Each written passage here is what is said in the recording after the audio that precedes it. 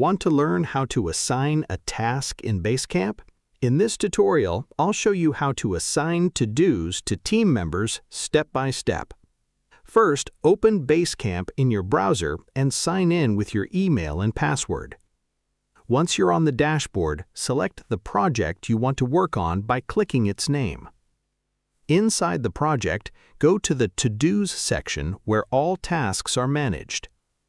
Find the specific to-do you want to assign and click on it to open the task details. In the task window, look for the Assign To field. Click on it and start typing the name of the team member you want to assign the task to. Basecamp will suggest matching users automatically. Select the correct person from the list. After assigning the task, review the details to make sure everything is correct.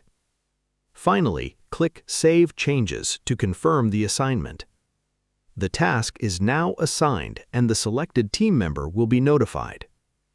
And that's it. You've successfully assigned a task in Basecamp and can now manage team responsibilities more efficiently.